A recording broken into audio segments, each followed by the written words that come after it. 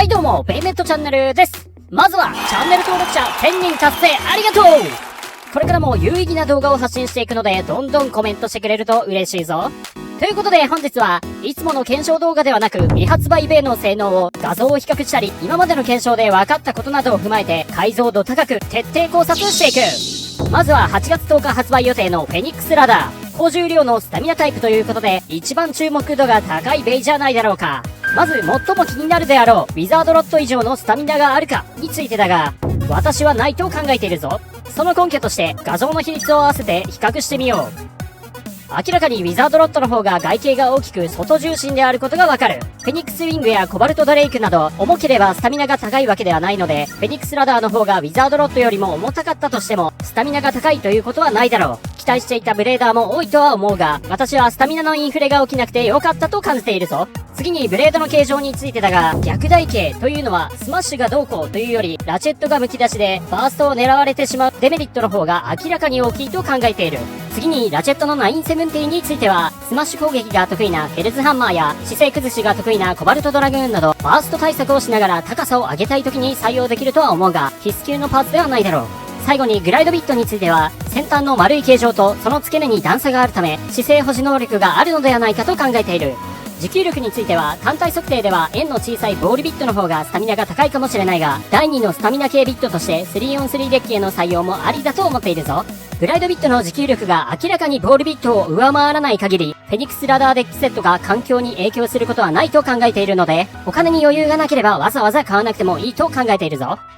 次にレオンクレストについては公式が重いと表現していることから毎回軽く設計されがちなディフェンスタイプだが 36g 以上はあると予想している。ユニークラインということでメタルは外側に配置してあるが、横から見てみると上の方にメタルが集中してしまっている。重心が高いとバランスを崩しやすいためこれはマイナス要素だ。しかしメタルの側面がほぼ垂直になっているので相手のスマッシュ刃やアッパー刃の影響を受けにくい特徴があるのはプラスポイントだ。レオンクレストの一番の目玉はブレードではなくラチェットの760で、ブレード同様凹凸の少ない壁のような形状をしており高いバースト耐性を期待できるので、現在ロットで多く採用されている960に代わるラチェットになるんではないかと予想している。960は軽いラチェットなので本来はアタックタイプの速度を上げるために使った方がいいと考えてるぞ。私の大会優勝デッキでも960はロットではなくフェニックスウィングに採用していた。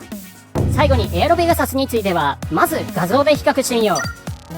公式が重いと表現しているのと外形がロットに並ぶほど大きくメタルが明らかに外側に配置されているためかなり強いんではないかと予想している。今日紹介した3つのベイの中で唯一環境に影響するベイだろう。現レアベイのコバルトドレイクが非常にかっこいいのはわかるが、強さで言ったらペガサスの方が上だと予想しているのでポイントが余っている人は少し待とう。丸みを帯びた3枚刃の弾き性能は環境ベイのフェニックスウィングやドランバスターにはかなわないと思うが、ペガサスの価値はスタミナの高さだと予想しているので、安定感を求めるブレーダーは 3on3 デッキに2つ目のスタミナタイプとしての採用やバランス系のカスタムもありだと思う。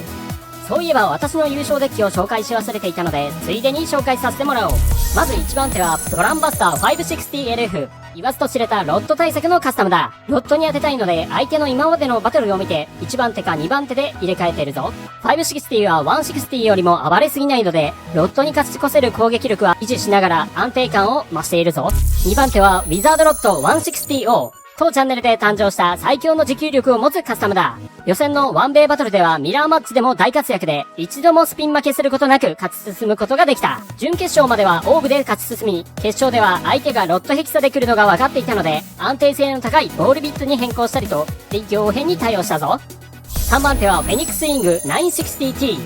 当チャンネルのフェニックスカスタムの中で最もロットボールにいい成績を残せた安定感抜群のテーパーを採用したカスタムだ。ロット以外なら前半に決めきれなくてもほぼスピン勝ちできるほどの粘り強さを持っていて、戦略的にも相手が3番手にロットボールを持ってくることはあまりないので安心して最後を任せられるカスタムだ。